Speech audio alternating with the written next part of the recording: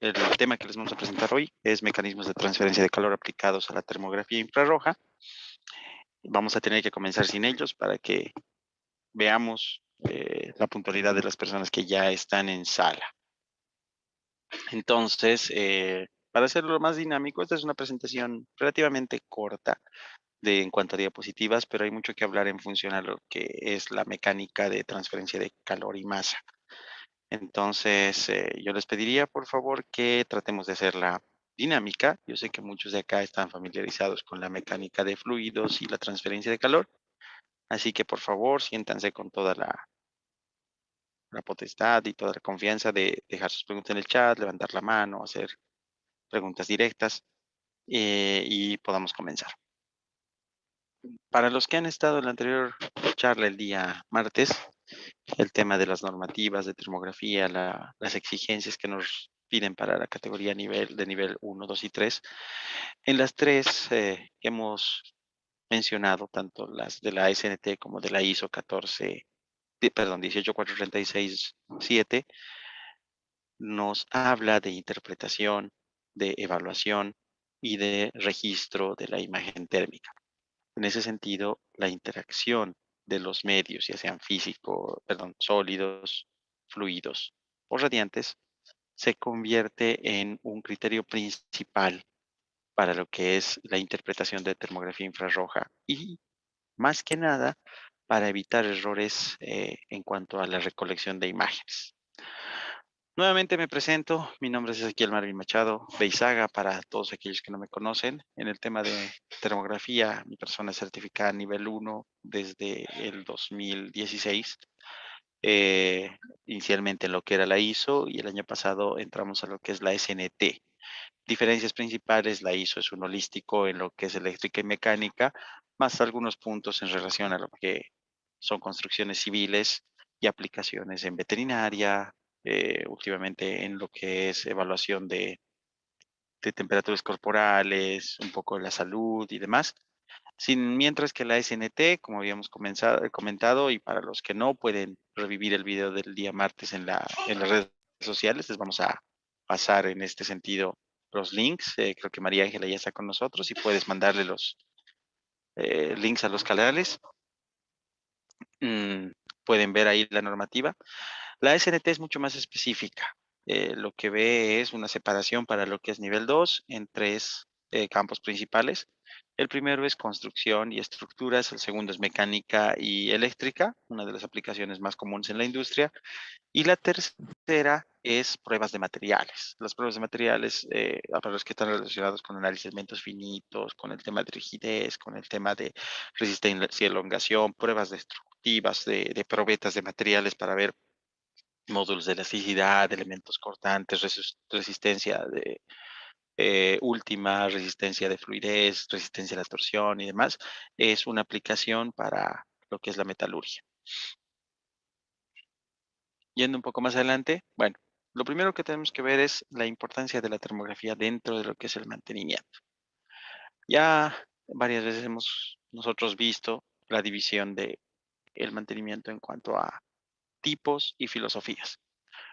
En los tipos, como el mantenimiento correctivo, preventivo basado en horas de operación y el preventivo basado en condición, podemos decir que son las filosofías más comúnmente aplicadas en lo que es la industria en general.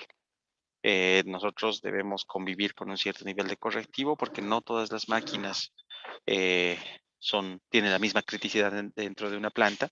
Aquellas que tienen menor criticidad, menor costo, menor impacto en lo que es seguridad, medio ambiente, costos de producción y otros factores que se colocan para la criticidad, podemos nosotros llevarlos a correctivo.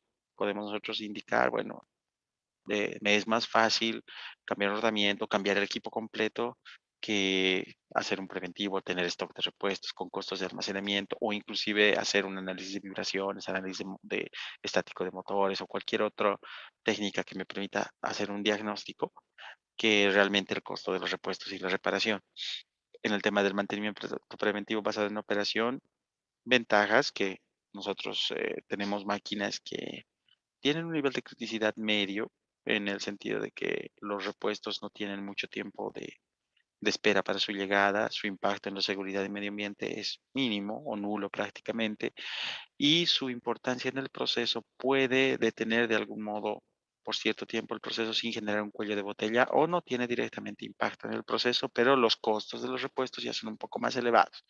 Entonces, a medida tener un mantenimiento basado en horas, en tiempo, en números de operaciones, en contador de kilómetros, por ejemplo, en algún parámetro en específico que indique, como por ejemplo en el caso de las turbinas, un tema de la presión de descarga del compresor, en el cual nos indique que necesita un tipo de mantenimiento en específico, de acuerdo a una pérdida de función, a un modo de falla sensible.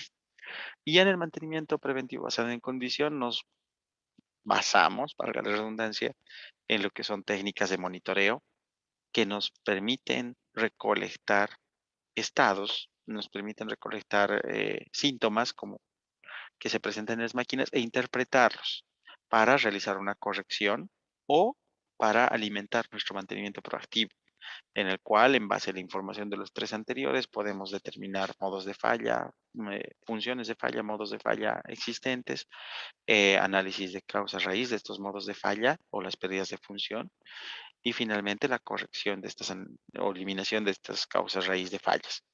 Eh, el mantenimiento proactivo es una filosofía ya que va un poco más allá, buscando reducir las intervenciones de los tres tipos que hemos hablado en la parte superior.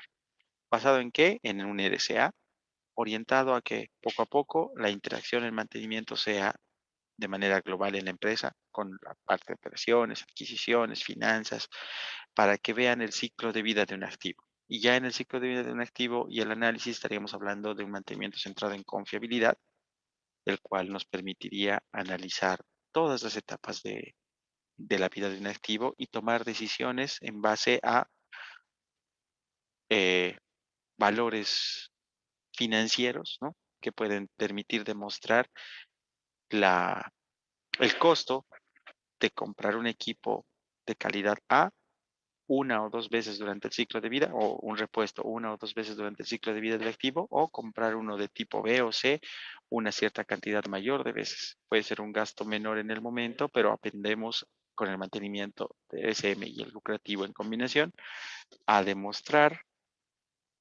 cuál de los dos tiene un mayor impacto económico, considerando factores no solo de precio, no solo de mano de obra, sino también de tiempos de entrega, de logística de adquisiciones, de disposición final de residuos y muchos otros factores.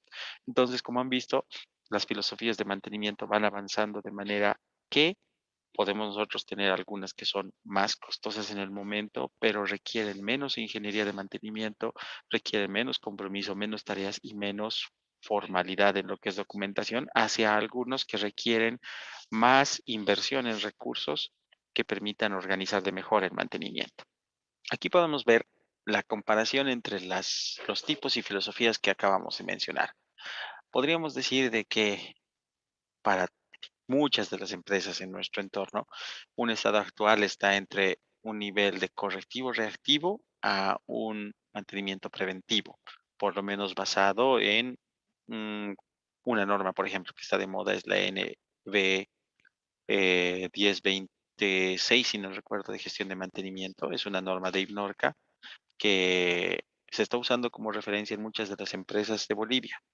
Me parece un buen inicio en lo que es la organización y el orden de las actividades del mantenimiento preventivo y los requisitos que se debe de tener tanto para lo que es el personal como para los recursos. El software, el tema de terciarización, el tema de stock de almacén, lo toca de manera tal vez más estructurada, sin darle mucha profundidad a lo que es el EDCM, el TPM, manteniendo el objetivo de inicialmente pasar de un correctivo a un preventivo, pero de manera adecuada en cuanto a estructuración. Más adelante ya podemos decir que nuestra migración a fase 1 a través de estas normas de gestión de mantenimiento orientado a lo que es preventivo, nos van a empezar a exigir algunas actividades adicionales cuando ya evaluemos que nuestro preventivo nos está generando costos de almacén, nos está dando márgenes de oportunidad por exceso de mantenimiento o por falta de mantenimiento de algunos equipos que permitan que nuestra distribución de las horas hombre de mantenimiento puedan ser mejor orientadas. Y es ahí donde entra el mantenimiento basado en condición. Ustedes ya por experiencia, después de 3 veces de ejecutar un mismo trabajo de mantenimiento preventivo, ya pueden dar oportunidades de mejora. ¿A partir de qué? De que muy bien, esta máquina no requiere un cambio de repuestos tan frecuente y me voy a basar en una medición de corrientes, en una medición de vibraciones, en una evaluación de presión, de temperatura, basado en frecuencia. Re- Entonces, en ese sentido, el tema de el aprendizaje que nos pasa desde el mantenimiento preventivo basado en operación al basado en condición, lo damos en base a nuestra experiencia. Ya posteriormente pasamos a lo que son las filosofías de máxima eficiencia, que son el TPM o mantenimiento productivo total, que involucra todas las áreas relacionadas con el activo, donde se ve que operaciones es el primer filtro, el primer margen en el cual podemos iniciar el mantenimiento con actividades de limpieza, las 5 S, el tema de control de operación y que nosotros como operaciones podríamos pasar a hacer un mantenimiento básico, ¿no? Limpieza, ajustes, verificación, medición de temperaturas, para que cuando ya se requiera una intervención más especializada, se llame recién a mantenimiento, pero basado en las observaciones de operación. Se los hace partícipes del mantenimiento y a su vez, mantenimiento tiene menos carga de horas hombre e interviene dentro de la máquina de manera más especializada. Y en cuanto al mantenimiento centrado en confiabilidad, básicamente todo lo que es confiabilidad está orientado a costo-beneficio basado en riesgo.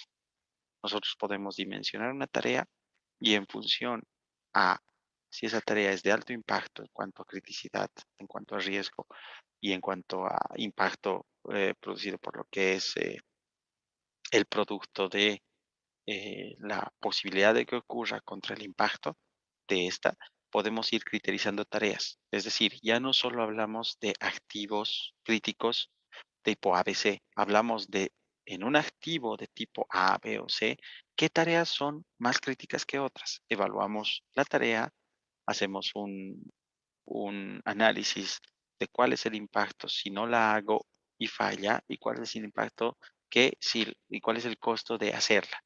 Hacemos una evaluación entre las dos y podemos llegar a definir cuáles tareas son más importantes a ejecutar y de ese modo distribuir de mejor manera las actividades de mantenimiento.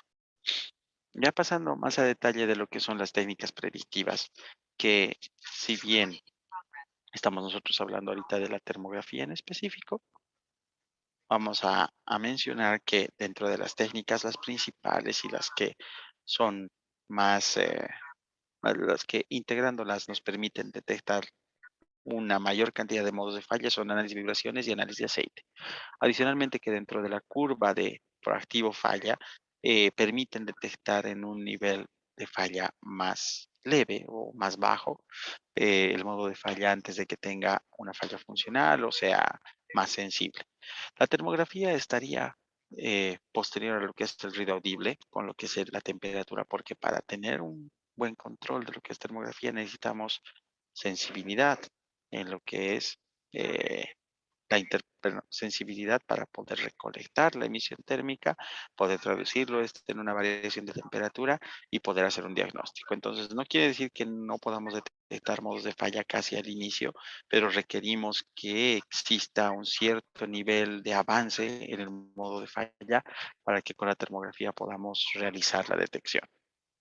Sin embargo, esta detección puede apoyarnos a trabajos correctivos, a preventivos basados en operación y a preventivos basados en condición. Entonces, tenemos a partir de la termografía información para evaluar causas raíz de fallas, para evaluar estados actuales, para hacer evaluación de procesos, evaluación de desempeño. Entonces, las aplicaciones son bastante amplias dentro de todo lo que son los tipos de mantenimiento, no se limitarían a lo que es el basado en condición, así que hay unas ventajas y desventajas en función a su posición dentro de los tipos de mantenimiento. Solamente para repasar, la norma que permite dar los requisitos para la certificación de personal es la ISO 18436, la cual muestra los requisitos de entrenamiento del personal en diferentes técnicas y mantenimiento basado en condición. Y en su parte 7 habla de los requisitos de termografía para lo que es la certificación en categoría 1, 2 o 3, los cuales a su vez se encuentran basados en los requisitos de conocimiento de la ISO 18434-1, que es monitoreo de condición basado en lo que es termografía. Ya yéndonos al tema que hemos visto el día de hoy, para lo que es la termografía infrarroja, les vamos a presentar los siguientes conceptos básicos. El principal, que es la termografía, luego los mecanismos de transferencia de calor, el por qué nosotros manejamos un espectro electromagnético y qué significa el espectro electromagnético, que es un sistema infrarrojo, y en función al sistema infrarrojo y a los mecanismos de transferencia de calor, ¿a qué nos referimos con las energías asociadas a la radiación, que son emisividad, emisión, transmisión y reflexión, para finalmente ver lo que es la cámara termográfica? Vamos a hablar un poco de historia. La termografía es una ciencia que estudia la emisión térmica de un cuerpo o la radiación térmica de un cuerpo, tomando en cuenta de que todo cuerpo por encima del cero absoluto, y esta es una pregunta que muchas veces la gente hace, a partir de qué valor de temperatura podemos nosotros aplicar la termografía, a partir del cero absoluto, que son menos 273.15 grados Kelvin, todo cuerpo emite una radiación térmica de menor o mayor calidad. ¿En función a qué? En función a el contenido de calor y al grado de temperatura que éste tenga. ¿Y cómo se descubrió esto? Existe un espectro que se llama espectro de luz visible, que nosotros podemos percibirlo en cualquier momento, ¿no? Son rayos de longitud de onda que permiten que el ojo humano pueda, a partir del nervio óptico y todo el sistema nervioso que tenemos en la visión, poder traducir estas ondas en una imagen visual que es interpretada por el cerebro. La termografía infrarroja sigue el mismo principio, solo que en vez de el ojo humano se tiene un lente óptico que capta, en vez de la luz visible, la luz infrarroja, que tiene una longitud de onda, hace una interpretación a través de una serie de lentes y una parte electrónica eh, llamada transductor de imágenes, y presenta en una pantalla una imagen visual, muy similar a lo que hace el ojo humano y el sistema nervioso. ¿Cómo se descubrió? Haciendo pasar esa luz visible a través de un prisma, el cual permitía modificar la visibilidad de las longitudes de onda, mostrándonos un espectro en los 7 colores del arco iris. Sin embargo, una persona notó, al hacer pasar varios termómetros por los distintos colores, que cada uno tenía una temperatura diferente. Eh, esa temperatura se podía asociar con el espectro el espectro visible de colores y poder hacer una diferenciación en función a la temperatura de cada emitida por cada cuerpo. El primer experimento fue colocar 7 eh, termómetros y verificar, según la luz o la procedencia de la luz del prisma, cómo variaban estos, su temperatura en función al cuerpo que emitía la luz que pasaba por el prisma, lo cual nos lleva a una primera conclusión. Los colores dentro de una imagen térmica no representan una temperatura específica en particular, sino que pueden variar su temperatura desde un punto más frío hasta un punto más caliente, dependiendo al cuerpo que estemos evaluando. Es decir, si yo estoy midiendo un sistema, por ejemplo, un refrigerador desde la parte interna, el color azul puede representarme 2 grados centígrados o 0 grados centígrados y el rojo unos 15.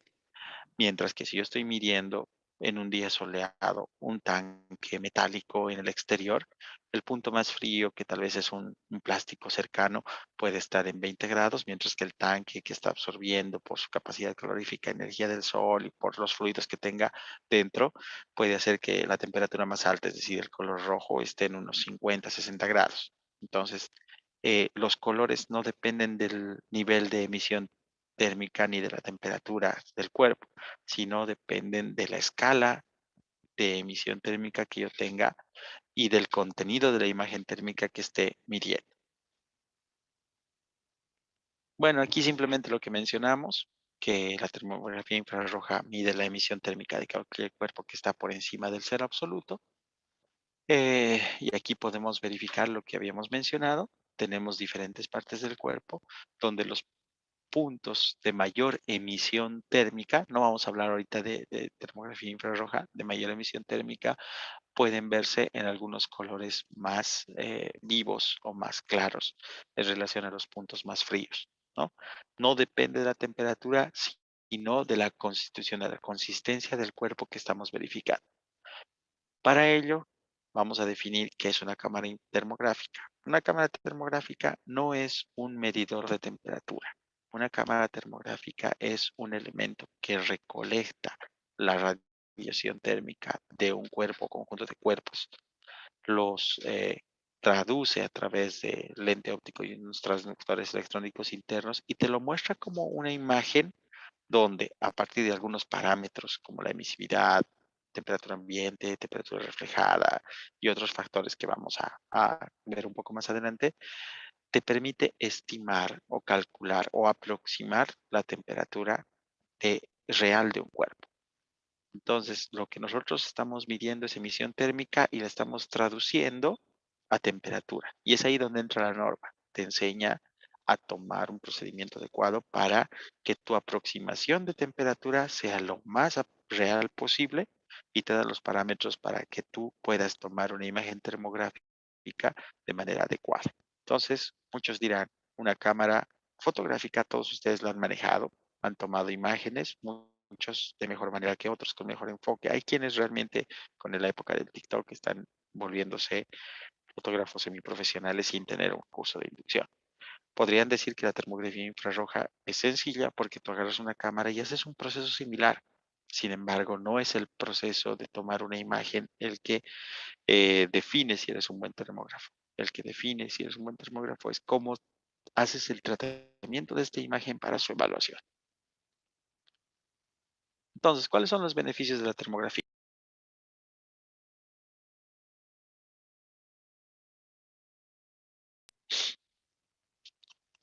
El primer beneficio va con lo que es la no invasividad, es decir, es una técnica que permite recolectar el estado de una máquina sin tener una aproximación e incluso un contacto físico, tal como puede ser el análisis de vibraciones, que necesitas el posicionamiento de transductores, elementos, sensores y demás, o el análisis de aceite, que necesitas realizar una toma de muestra para poder realizar ¿cómo se dice?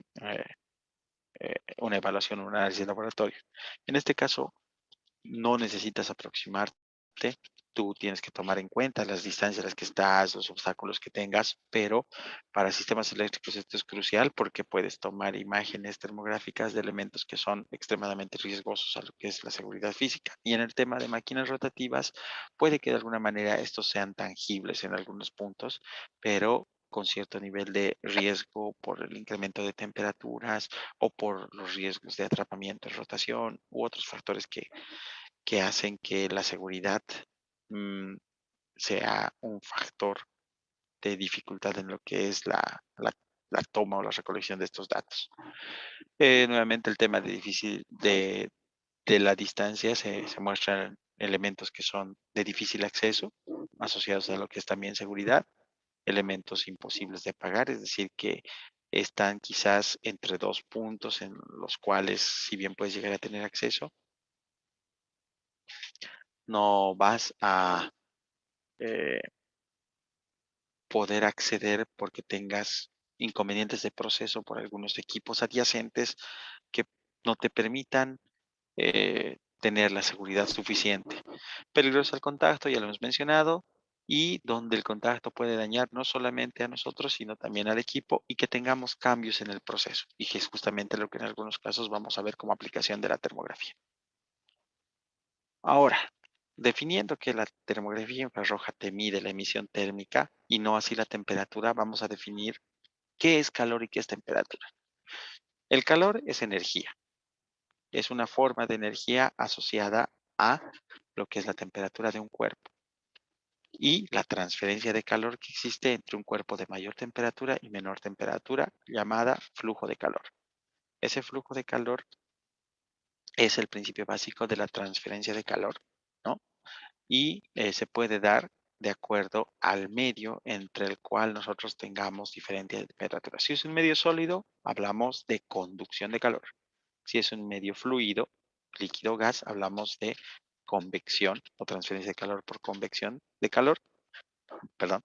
Y si no existe un medio o el medio no permite un contacto directo entre los cuerpos, por ejemplo, el aire o la atmósfera que existe entre el Sol y la Tierra, no evita que nosotros tengamos una transferencia de calor desde el Sol hasta acá, porque existe un tercer mecanismo que se da entre todos los cuerpos por encima del cero absoluto, que es la radiación.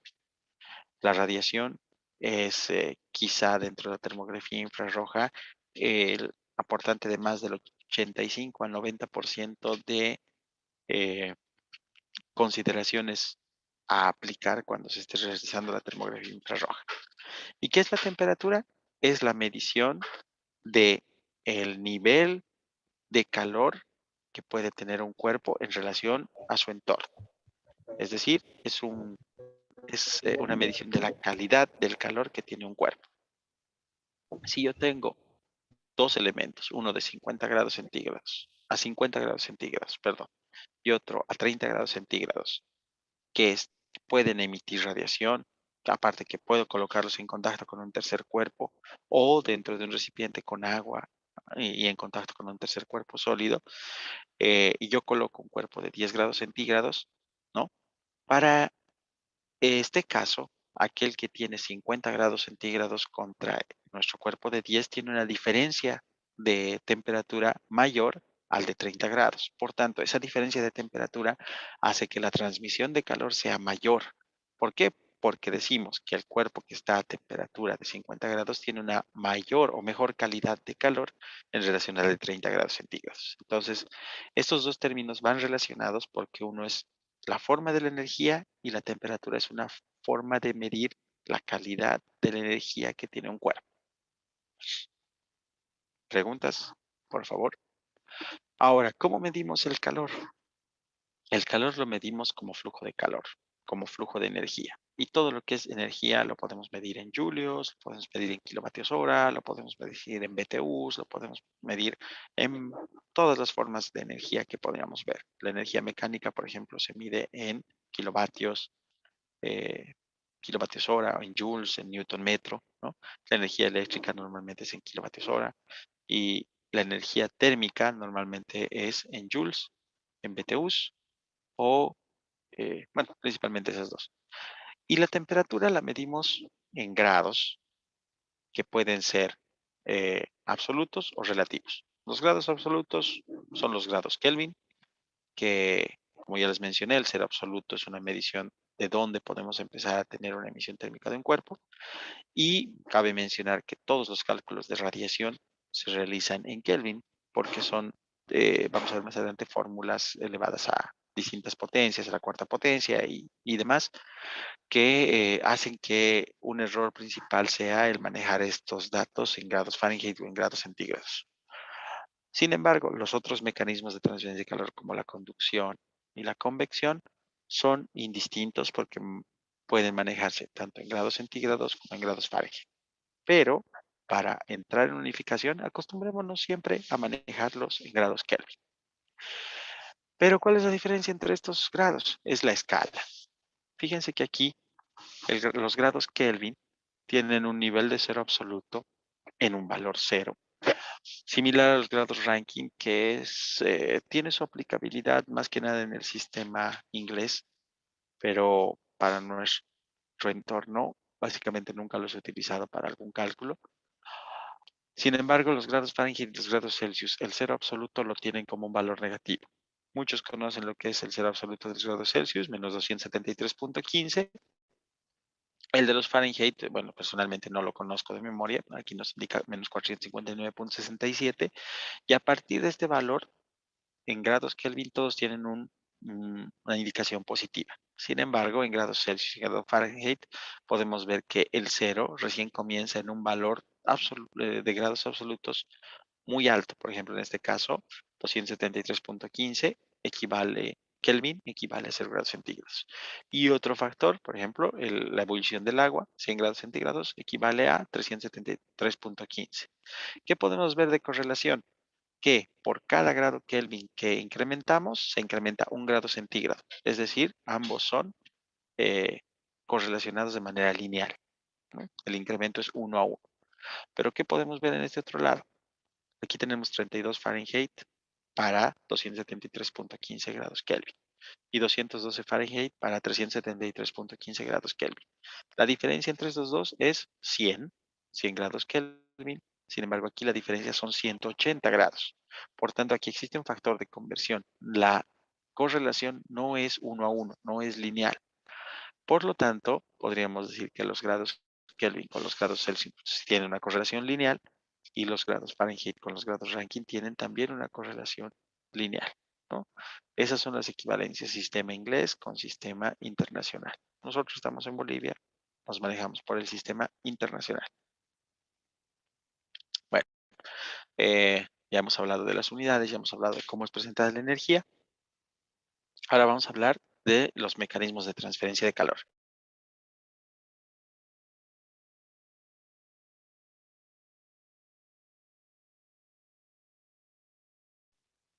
Van a disculpar un pequeño resfriado. Entonces, ya habíamos hablado de que la transmisión de calor se da entre dos cuerpos que están a diferentes niveles de temperatura, es decir, con diferente calidad del calor, y por la ley de la conservación de la energía en un sistema van a tratar de llegar a un equilibrio térmico. Entonces, el cuerpo de mayor temperatura transmitirá o emitirá calor hacia el cuerpo de menor temperatura hasta que el sistema quede en una temperatura de equilibrio, ¿no? El calor, por la segunda ley de la termodinámica, siempre va de un cuerpo más caliente a un cuerpo más frío. Y se puede dar por tres mecanismos. Conducción, cuando el medio entre dos cuerpos de diferente temperatura es un sólido. Convección, cuando el medio entre dos cuerpos, ¿no? Vamos a hablar del fluido como un cuerpo, es justamente el mismo fluido y por la acción, ya sea de la gravedad o forzado por una bomba, por un ventilador, dependiendo del tipo de fluido, por un compresor, realiza que exista una interacción pelicular, ¿no? Que permita que la transferencia de ya sea el sólido como más caliente sea el fluido, permita la transmisión de calor en este sentido, o al revés, permita que el fluido entregue calor hacia la parte sólida. De todos modos, esto se da por la interacción molecular de, de una capa llamada convectiva entre el fluido y el sólido. Y finalmente la radiación. La radiación no necesita de un medio, puede darse por el vacío, puede darse entre cuerpos a mucha distancia, solamente necesita de que exista una visión directa entre un cuerpo y otro, ¿no? Que no haya un tercer cuerpo obstruyendo, porque en ese sentido se daría una radiación entre el cuerpo A y B y recién entre el cuerpo B y C. Entonces lo que nosotros necesitamos es una ubicación directa entre un cuerpo y otro para que exista radiación, porque este se da a través de ondas electromagnéticas. No necesita un medio para presentarse, ¿no? Entonces, ya yéndonos a lo que es la conducción, aquí tenemos la fórmula general de lo que es la conducción. Como hemos visto, se da en sólidos y al darse en sólidos va a depender de qué? De la geometría. Tenemos la sección dividido entre la longitud. Es decir, mientras mayor sea la sección de contacto, mayor flujo de calor va a existir. Pero mientras más ancho sea el cuerpo, es decir, mientras mayor sea el espesor del cuerpo de contacto entre las dos temperaturas, el flujo de calor va a ser menor. Un cuerpo más angosto permitirá un mayor flujo de calor. Pero hay un factor apropiado al material, porque el material puede ser ladrillo, puede ser pintura, puede ser un aislante como lana de vidrio o puede ser un elemento metálico. Tiene diferentes propiedades. Algunos tienen una mayor conductividad y otros una menor conductividad. Y eso se da se ve reflejado en la conductividad térmica. Elementos de alta conductividad, cualquier metal Ustedes saben que si calientan un metal en un extremo y tocan el otro, poco a poco van a sentir el incremento de temperatura hasta que ya no puedan tocarlo, porque hay una transferencia de calor por conducción bastante rápida. Sin embargo, si ustedes alguna vez han visto un horno de cocina, tiene ladrillos al costado. Este ladrillo puede ser ladrillo normal con una conductividad baja o un ladrillo refractario, el cual es un elemento aislante que tiene una conductividad aún más baja que el ladrillo, ¿no? Finalmente, como regla general, ¿no? La conducción de calor depende de la temperatura, un delta T, es decir, la temperatura del cuerpo A, que está a un lado del sólido, menos la temperatura del cuerpo B, que está al otro lado del sólido, siempre respetando la mayor menos la menor, ¿no? Eh, entonces, dicho esto, la conducción depende de la geometría, del material y de el nivel de temperatura que tenemos en cada cuerpo. Acá podemos ver, por ejemplo, cómo podemos cambiar la conductividad. Nosotros tenemos el vaso A, ¿no? Que puede tener un contenido de un fluido a unos 60 grados. Nosotros, si lo tocamos directamente, quizás tengamos una sensibilidad muy fuerte a la temperatura de este vaso, pero si cambiamos la conductividad del medio entre nuestra mano y el fluido que tenemos dentro, como por ejemplo colocarle un cartón, estamos cambiando la conductividad del elemento y podría ser mucho más fácil o tal vez más tolerable para nuestro cuerpo el tomar el vaso en este sentido. Lo mismo en este caso, un caso más crítico porque ¿quién no se ha quemado en algún momento de su vida la mano por tocar una superficie caliente? Es por eso que existen guantes específicos, pero ¿qué es lo que hacen estos? Cambiar el material entre nosotros, entre el elemento que estamos y el elemento que estamos por tocar, cambiando la conductividad del entorno y por ende reduciendo el flujo de calor y reduciendo la sensibilidad térmica que tenemos en nuestro cuerpo. Ahora, un concepto muy asociado a este es la capacidad térmica. ¿Por qué? Porque la capacidad térmica va asociada a un material y es la capacidad que tiene un cuerpo para almacenar energía.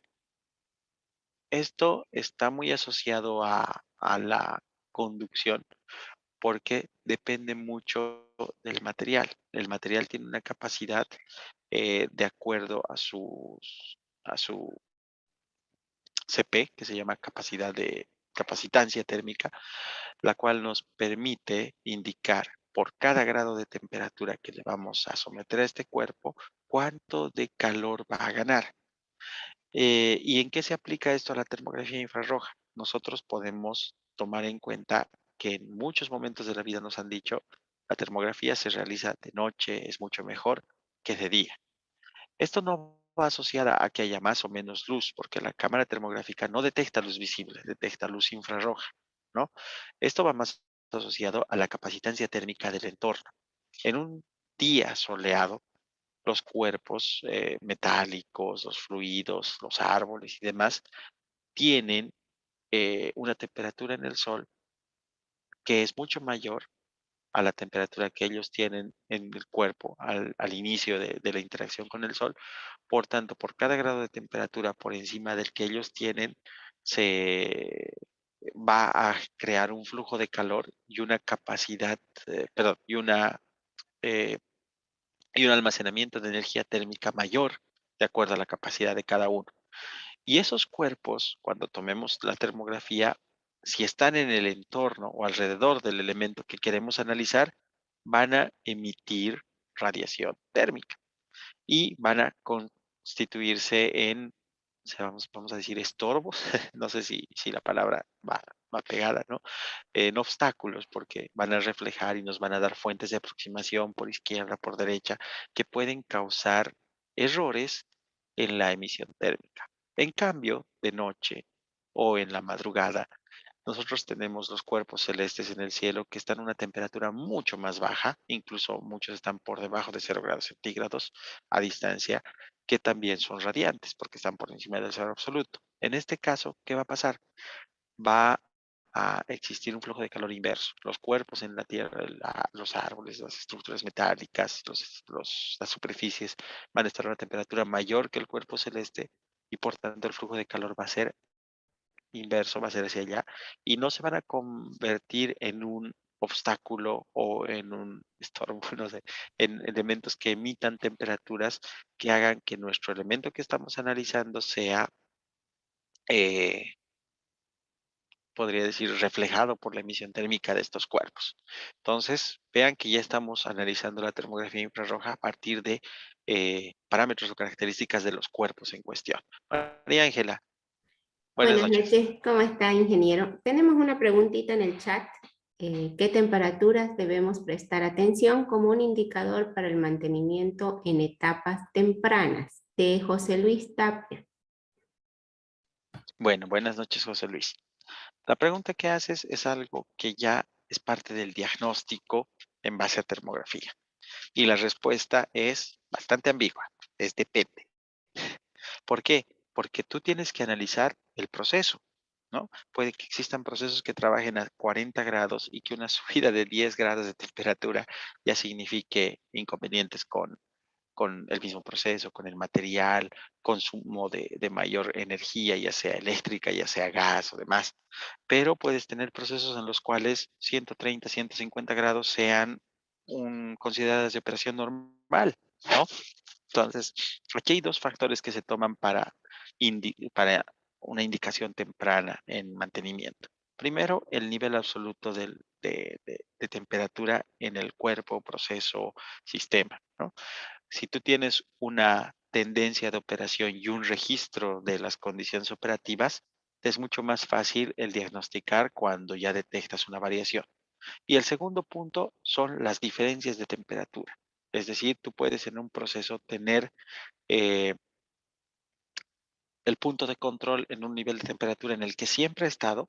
Sin embargo, comparativo a otra parte del proceso existe un delta T que pueden ser normalmente 50 grados y en ese momento son 60. Eso quiere decir que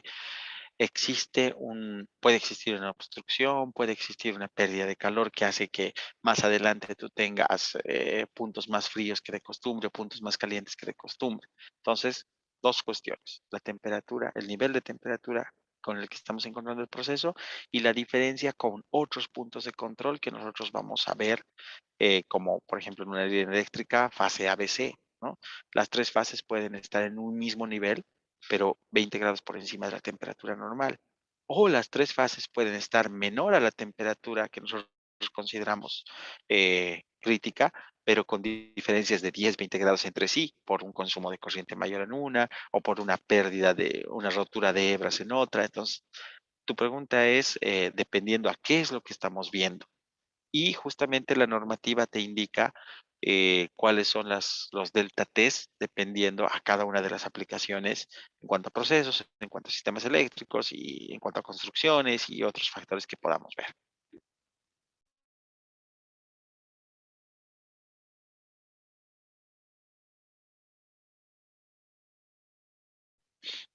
Julián también tiene una pregunta que nos indica si con un sensor termográfico podemos ver el comportamiento de un gas que pasa por una tubería estando aislado el tubo. Lo primero que hay que ver es que la termografía infrarroja es una ciencia superficial, es una técnica que mide la emisión superficial. Podemos nosotros, si conocemos la parte interna o la temperatura interna del fluido, evaluar la aislación térmica, sí, pero para eso tenemos que conocer un valor, ¿no? Eh, medimos la parte externa y podemos hacer una evaluación, pero si está aislado y nosotros tenemos una temperatura de control para ver lo que es el flujo de calor y esta se incrementa afuera, podremos inducir de que hay una variación en el proceso, pero no directamente asociada al comportamiento del gas. Podríamos asociarla a una pérdida de aislación, a un desgaste del material, a una reducción del espesor, y esto está asociado con conducción, ¿no?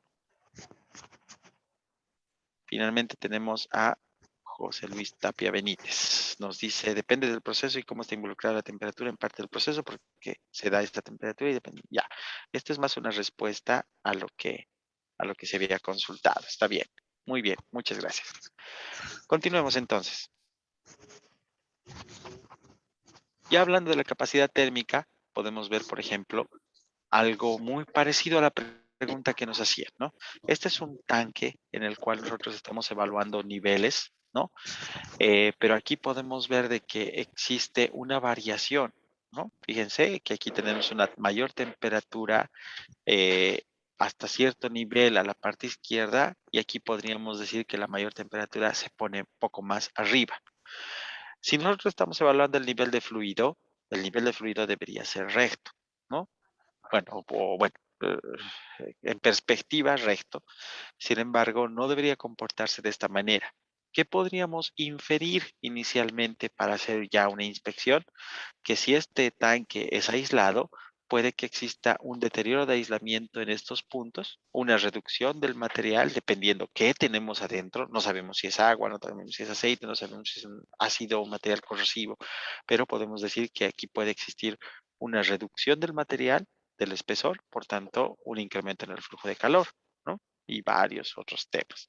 Entonces, la capacidad térmica nos sirve para eso, para analizar en función al material y a la cantidad de energía almacenada, cómo está interactuando con el medio en el cual está posicionado. Ahora aquí vamos a ver diferencias de emisión térmica. Por ejemplo, para los que conocen transformadores, tenemos acá un radiador. Si ustedes pueden ver, este radiador presenta un nivel de emisión térmica mayor en la parte izquierda que en la parte derecha, donde podemos ver un gradiente de lo que es blanco, amarillo, naranja, hasta lo que es morado en una paleta Iron. ¿Qué podríamos inferir? Que aquí no tenemos válvulas. ¿Podríamos tener una obstrucción? Sí, podríamos tener una obstrucción. Quizás aquí tenemos sarro, quizás tenemos ya algún material que está evitando que por este sector circule el aceite dieléctrico que tiene internamente. Entonces, este aceite con seguridad no está recibiendo la refrigeración que requiere y deberíamos hacer una inspección, un cierre de válvulas, un drenaje de aceite, una revisión interna o un cambio, ¿no? Es algo que podemos ver en este tema. Por este otro lado, estábamos viendo la aplicación de niveles, ¿no? Y en ese sentido, aquí tenemos silos en los cuales podríamos, por lo que mencionaban, un material interno que quizás aquí no está aislado, podemos ver la capacidad con la que estamos y tomar una decisión sobre el producto o el proceso de cuál vamos a comenzar a trabajar, ¿no? Esto puede darse cuando no tengamos sensores de nivel o formas de medir o queramos realizar una inspección sin realizar el ascenso a estos sectores de manera más segura y tal vez de una manera más práctica. Y en este sentido tenemos la emisión térmica de un punto para evaluar si aquí existe obstrucción o no en las válvulas para ver si el proceso está abierto, cerrado, si está en operación o no. Por ejemplo, aquí podemos inferir que esta válvula está cerrada, que la válvula superior está cerrada. Justo a la entrada tenemos un punto rojo que está arriba de 240 grados centígrados, perdón, Fahrenheit, pero que por el tema de que esta válvula está cerrada no pasa hacia la parte derecha y que en este punto de aquí abajo tenemos un filtro, una trampa de vapor, no sé, esto puede ser, no sabemos qué es exactamente, pero lo que sí sabemos es que está obstruido, ya sea por proceso, por condición, y no pasamos hacia la parte derecha. Quizás esto es operación normal, quizás no. La única manera es que corroboremos con nuestro conocimiento del equipo que vamos a intervenir. Y es ahí nuevamente a José Luis Tapia que le decimos, la termografía depende mucho de tu conocimiento del proceso, del equipo y de lo que estás midiendo. Bueno, pasando de lo que es conducción a convección.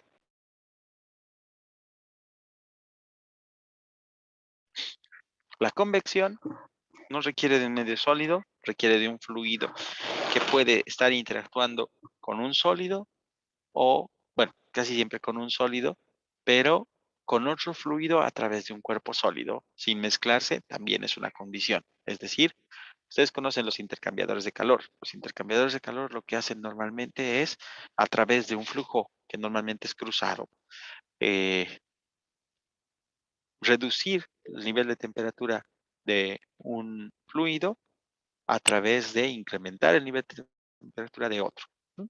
El principio de un refrigerador, por ejemplo, es un intercambiador de calor que retira el calor de todos los alimentos o consumibles que tenemos dentro a través de un gas, que es un fluido, ¿no? Gas de refrigeración, que circula por un evaporador, ¿no? Pero necesita un medio sólido para que esta interacción se dé. Entonces, existe una combinación de conducción-convección entre fluidos, ¿no? Ahora, ¿por qué se da? Por una película dada por la convectiva. El H es un coeficiente de convectividad muy difícil de calcular porque depende inicialmente de si el flujo es por diferencia de gravedad, que se da por diferencia de temperaturas. Ustedes saben que el aire o el fluido más pesado siempre se va a la parte inferior y normalmente es cuando tiene menor temperatura y por tanto menor densidad. Y el fluido de mayor temperatura tiene menor densidad y por tanto tiende a irse a la parte superior. Entonces la diferencia de densidades crea un, un flujo de fluido y si este está en contacto con un sólido va a crear un intercambio de temperatura, ¿no? Eh, por otro lado, si este es forzado, podría ser mediante una bomba si es un fluido líquido, mediante un compresor o un ventilador si es un fluido gaseoso, también va a generar un intercambio de calor, pero ya dirigido, con un mayor número de Reynolds, con un mayor, ¿cómo podría decir? Mayor caudal que va a permitir una mayor interacción. Nuevamente, depende del área.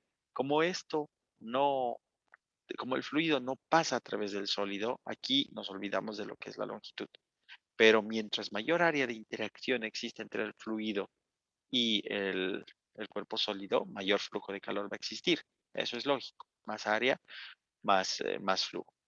Entonces, nuevamente nos encontramos con un delta T, una diferencia de temperatura entre el elemento de mayor temperatura y el de menor, que puede ser fluido a sólido o sólido a fluido. Y vemos de que acá la convectiva, ¿no? Al igual que la conductividad, se podría representar como una constante, entre comillas en este caso, porque la conductividad depende de la temperatura y la convectiva depende de muchos otros factores que puede variar en un punto del proceso como en otro, ¿no? Ahora, aquí nosotros podemos ver de qué depende la convectiva. Velocidad de flujo, orientación del flujo, esto es importante porque si nosotros estamos en un sistema horizontal, quizás vamos a necesitar flujo forzado, y si estamos en un sistema vertical, quizás sea simplemente por diferencia de densidades. Condición de la superficie, mientras la superficie sea más pulida, con menos resistencia a lo que es el flujo del fluido, quizás esta capte menos temperatura o menos flujo de calor. Es las rugosidades las que permiten una mayor interacción, porque en el momento que tengamos una rugosidad se puede crear una turbulencia, un reflujo, un remolino que hace que exista mayor interacción entre el sólido y el fluido. La geometría. Si ustedes alguna vez han intervenido un intercambiador de calor de tubo coraza, tal vez se han debido encontrar con aletas. Esas aletas que hacen generan una turbulencia en el flujo para que a través de ese cambio en la geometría el fluido pueda crear remolinos e interactuar de mejor manera con el sólido. Y finalmente, la viscosidad. Eh, Fluidos líquidos de mayor viscosidad tienden a tener una mayor tensión superficial o fricción con el sólido y por tanto el intercambio de calor es mayor. Mientras menos viscoso sea el fluido, vamos a tener menos interacción.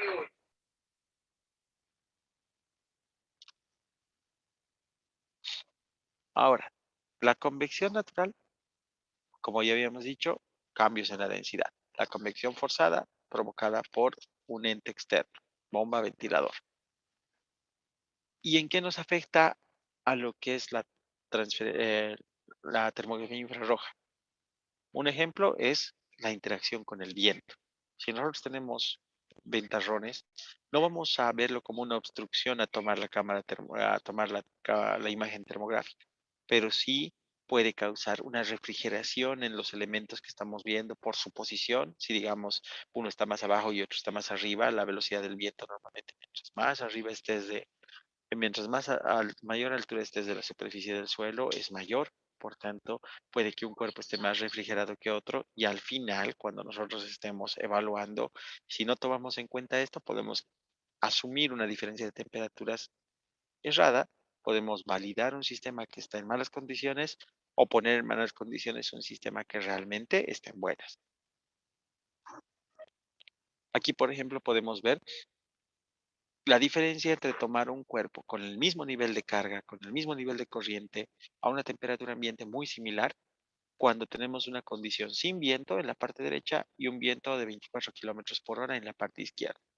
Entonces, si ustedes se fijan en la parte izquierda, sin el viento, el cuerpo A, que está a 85 Fahrenheit, con el cuerpo B, que está a 76, con el cuerpo C, que está a 72, tiene una diferencia máxima de 13 grados Fahrenheit, o su equivalencia entre 1.8 a 7, 8 grados centígrados, lo cual no es, según la norma, una indicación de un problema de urgencia. Es una sospecha, sí, pero ya en la parte derecha, sin viento, podemos ver una diferencia entre el cuerpo A y el cuerpo C de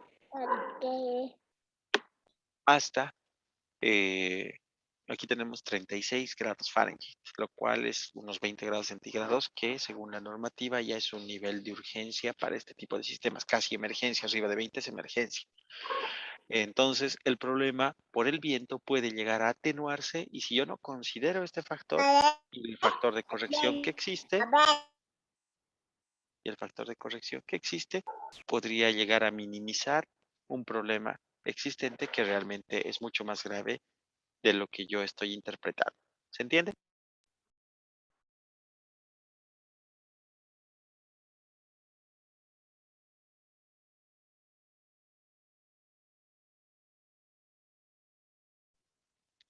Hay una pregunta que llegó de manera directa en el chat de Víctor, que nos indica cómo puedo saber si la temperatura que mide la cámara es una temperatura reflejada.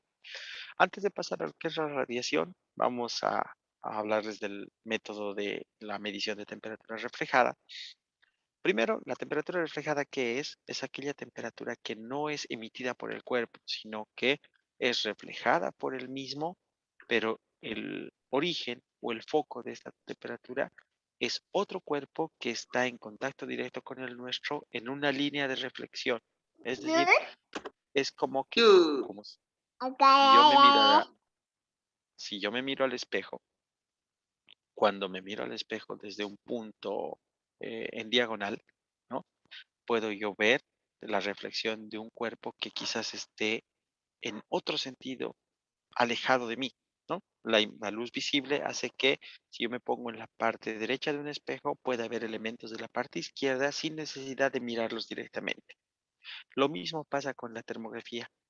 Ese cuerpo tiene un nivel de energía por su temperatura, entonces está emitiendo un cierto nivel de calor y yo con la cámara termográfica, si me posiciono en una línea de reflexión hacia él, voy a captar la emisión del cuerpo que estoy eh, evaluando y la emisión del otro cuerpo que está en la línea de reflexión. Entonces, la reflexión se puede evitar con un correcto posicionamiento de mí en relación hacia los demás cuerpos y el cuerpo que estoy evaluando. Pero ¿cómo puedo saber cuánto es la temperatura? Primero, existe una prueba llamada eh, la prueba de papel aluminio. ¿Qué hago? Agarro mi cámara termográfica, pongo en una emisividad de 1, agarro papel aluminio aplastado, es decir, arrugado, ¿no? Lo pongo en la misma dirección del cuerpo. Es decir, si yo voy a medir un cuerpo de manera frontal, pondré por delante en un momento el papel aluminio y mediré en la misma dirección que voy a medir la, con la cámara termográfica.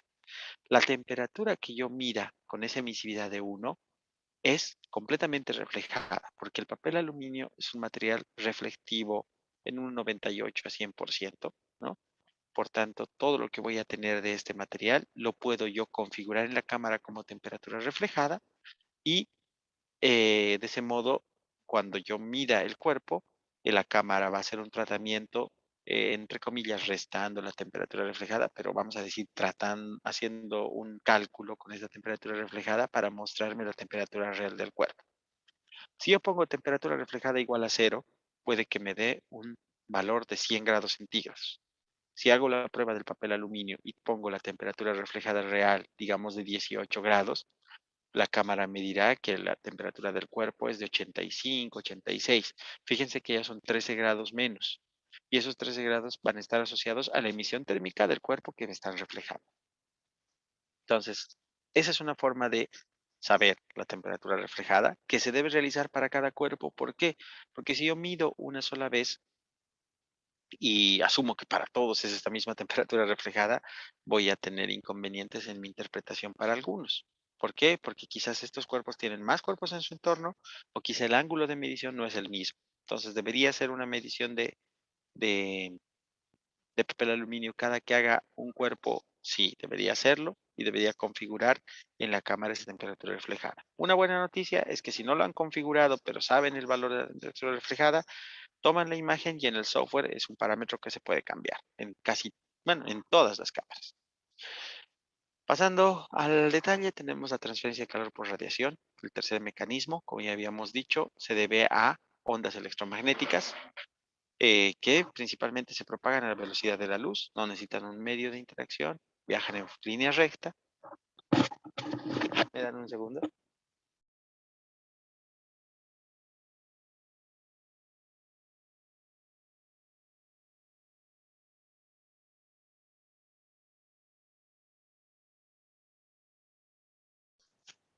Perdón, en un tema de trabajo, estamos en planta todavía y bueno, continuemos.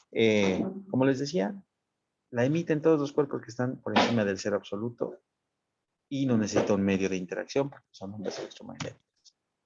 Esta radiación no es dañina, no puede ser vista por el ojo humano, sí puede ser sensible porque nosotros también somos un cuerpo que emite y absorbe energía infrarroja. Entonces, se podría decir que toda la vida hemos estado en interacción con la radiación térmica. Eh, y eh, les decía, no es sensible, no es visible al ojo humano porque las longitudes de onda entre las cuales se emiten esta radiación electromagnética están desfasadas de la luz visible de la siguiente manera. Tenemos el rango espectral. Si ustedes se pueden fijar, acá tenemos la luz visible con todos los colores de la naturaleza, dependiendo de la longitud de onda, es que no percibimos la diferencia de un color, y es ahí que el ojo humano, cuando una persona tiene algún trastorno como daltonismo y demás, que tiene simplemente una mala forma de procesar la longitud de onda que le llega al ojo humano. Entonces, nosotros podríamos decir que esas personas tienen simplemente una capacidad de percibir la, la longitud de onda de cierto nivel de espectro que otras personas pueden verlo de manera completa.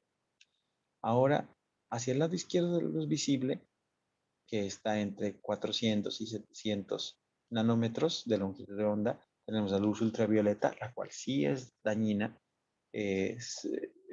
Muchas veces cuando ustedes tienen un eclipse solar, la longitud de onda que emite este eclipse normalmente está en luz ultravioleta y ustedes saben que los eclipses se deben ver en, a través de elementos específicos de protección.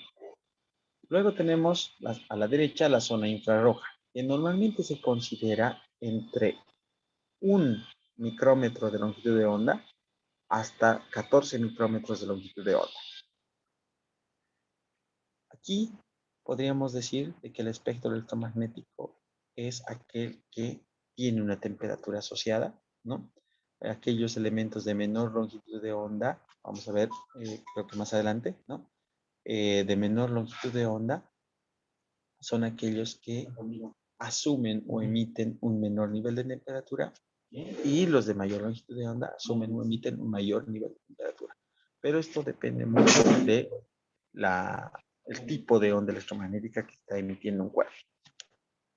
Aquí tenemos de mejor manera desfasado o desglosado lo que es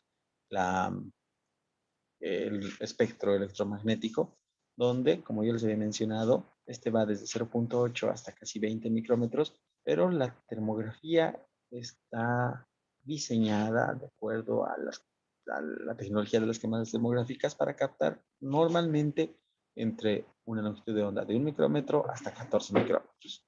Las cámaras más comunes, las de mejor calidad, de menor tecnología, de menor costo, ven longitudes de onda corta, normalmente entre 2 y 5 micrómetros, porque ahí podemos tener la mayor cantidad de concentración de ondas electromagnéticas de los cuerpos.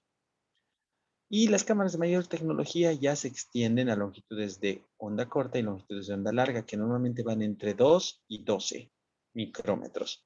Entonces, podríamos decir que si una cámara es de mayor tecnología, está captando de mejor manera las ondas electromagnéticas de algunos cuerpos que las de menor tecnología no lo harían. Aquí podemos ver las temperaturas máximas que podemos detectar de acuerdo a la longitud de onda. Nosotros, para conocimiento, el Sol tiene una temperatura de alrededor de 5000 grados Kelvin, ¿no? Y su longitud de onda está alrededor de 0.7 micrómetros. Entonces, si ustedes saben, las cámaras termográficas tienen un rango y muchas veces se olvida decir que si tú apuntas a un elemento que tiene una temperatura mayor a la máxima que puede ver la cámara termográfica, esta puede sufrir necesita calibración. Eso es cierto, pero no por el nivel de temperatura, sino por la longitud de onda y la emisión térmica que este tiene. Como esas longitudes de onda no las va a poder traducir, entonces estas se van a quedar dentro de los cristales con unos rebotes permanentes, se puede decir, ¿no? Como la que van a capturar el cristal y no va a saber cómo traducirlas, y por eso necesita que el cristal sea calibrado, es decir, liberado de estas longitudes de onda que no puede traducir. ¿Entienden? Entonces, si ustedes pueden ver, si yo estoy acá con longitudes de onda entre 10 y 14 micrómetros, voy a poder detectar temperaturas muy bajas. Existe una limitación. Las cámaras termográficas de mejor tecnología llegan a ver hasta menos 200 grados centígrados, ¿no? Y las cámaras termográficas de mayor tecnología llegan a ver 2000 grados centígrados, donde la longitud de onda es bastante amplia. Entonces, esa es una limitante de fabricación y de tecnología. Las cámaras convencionales están en un rango de menos 40 a 300 grados centígrados, y por tanto sus lentes son mucho más sensibles a elementos que estén por encima de esas temperaturas o por encima de esa emisión térmica. Ya les había mencionado aplicaciones generales, 8 a 14 micrómetros. Para conocimiento, ¿no? La longitud de onda de la emisión del plástico está en 3 micrómetros, del plástico grueso en 7, del vidrio en 5 y de elementos de muy alta temperatura aproximadamente en 1. Son las limitantes de fabricación. Ahora, aprovechando el principio de la emisión térmica, vamos a hablar de 3 factores. Ya se nos adelantó con la consulta Víctor, pero la radiación térmica tiene 3 componentes. Cuando esta está dada de un cuerpo de mayor temperatura hacia un cuerpo que vamos a evaluar, a la energía le puede ocurrir 3 fenómenos. Este puede ser absorbido y emitido por el mismo cuerpo, es decir, se calienta ese cuerpo y emite esa energía infrarroja. Puede ser transmitido, es decir, puede venir de otro foco pasando por el cuerpo, muy similar a la luz visible cuando pasa a través de un vidrio, ¿no? Dicho sea de paso, un vidrio es transparente a la luz visible, pero no es transparente a la energía infrarroja. Prácticamente tenemos pocos cuerpos como el cuarzo o el silicio que son realmente transparentes a la energía infrarroja. El vidrio nunca lo es, y eso lo pueden ustedes ver realizando una termografía a través de un espejo. Van a poder ver a través de la luz visible, pero quizás van a ver simplemente un cuerpo con diferentes niveles de emisión térmica en la cámara termográfica. Y lo tercero que le puede ocurrir es reflejar la energía de un foco de calor.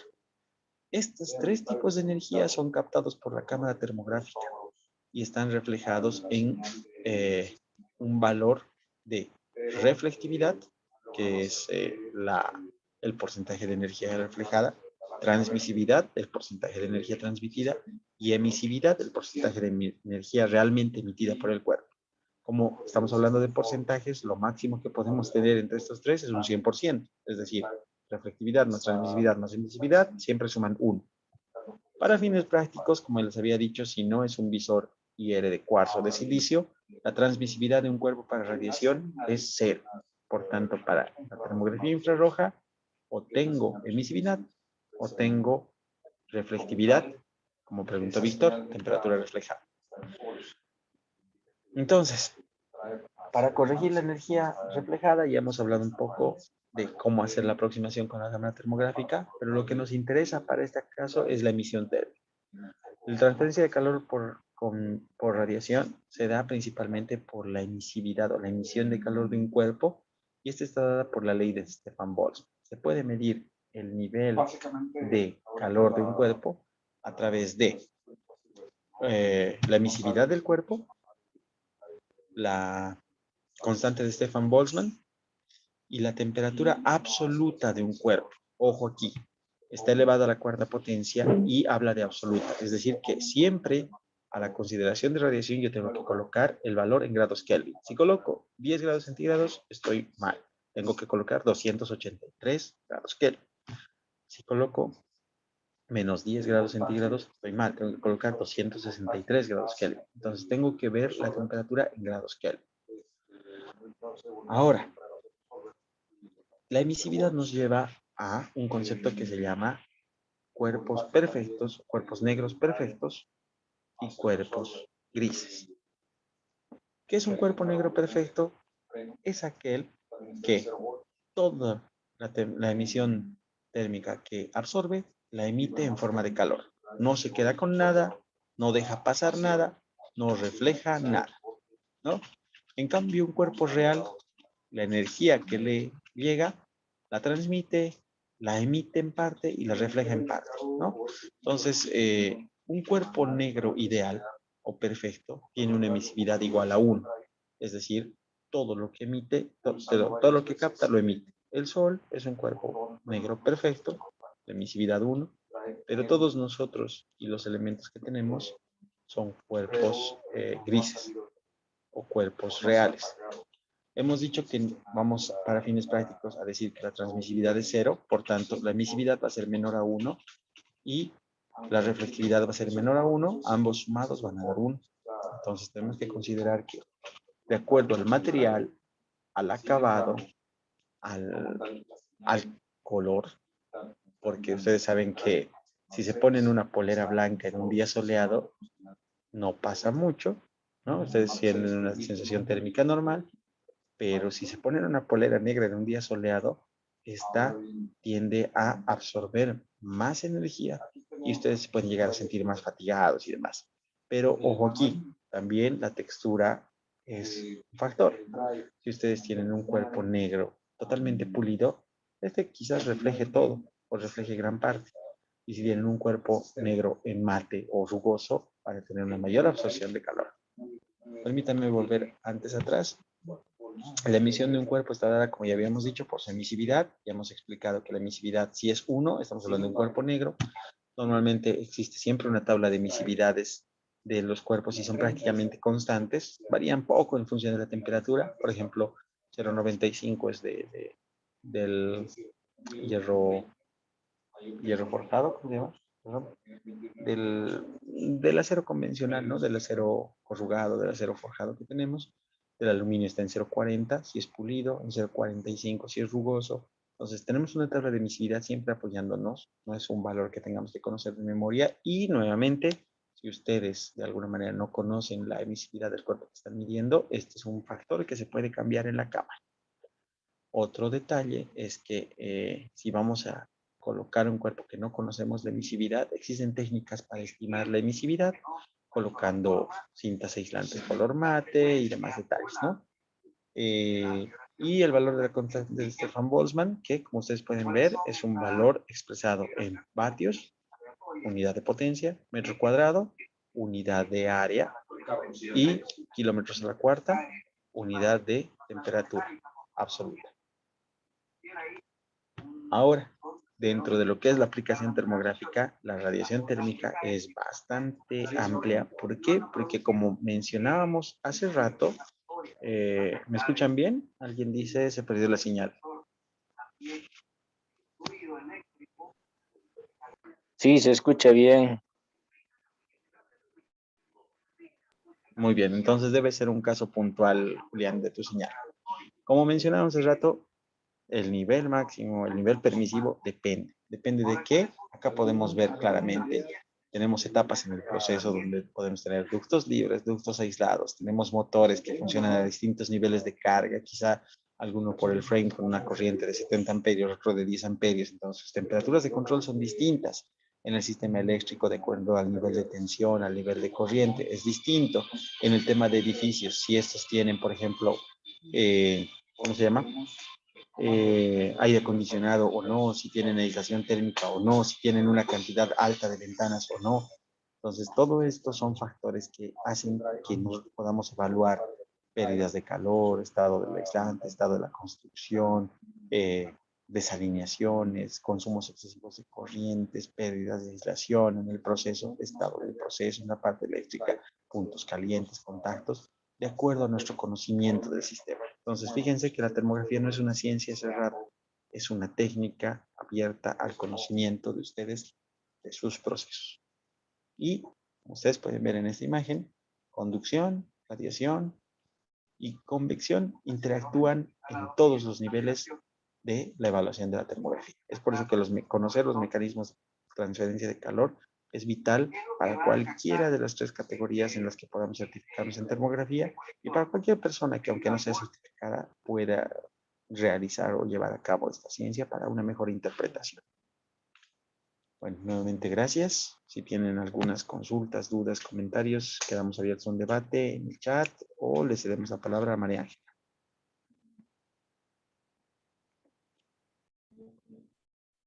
Sí, disculpe, para saber si nos pueden pasar el link de la grabación.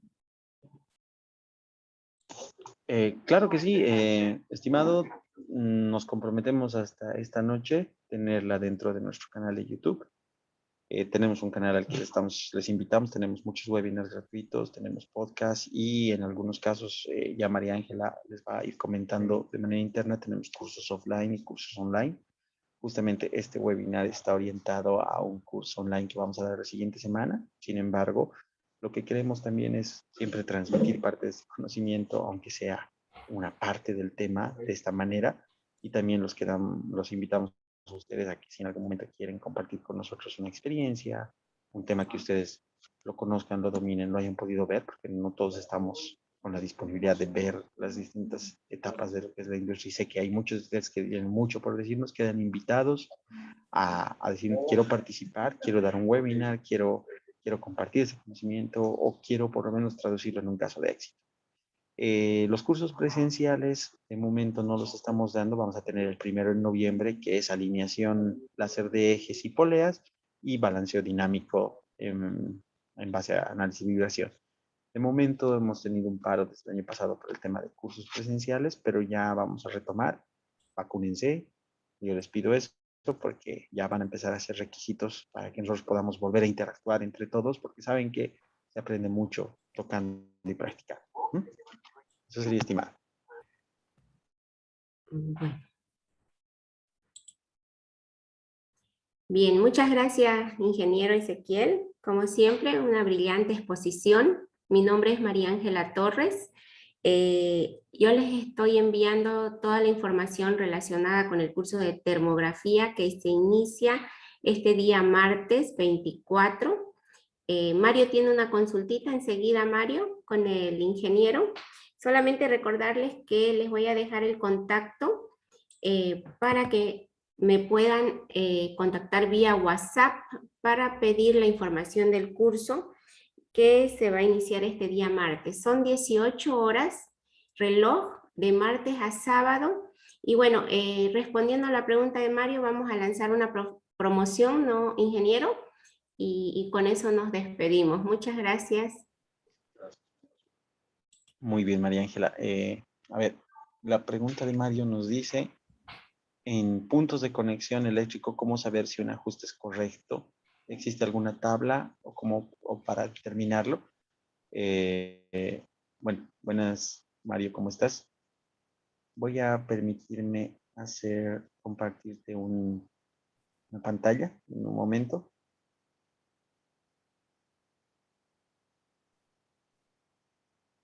A ver,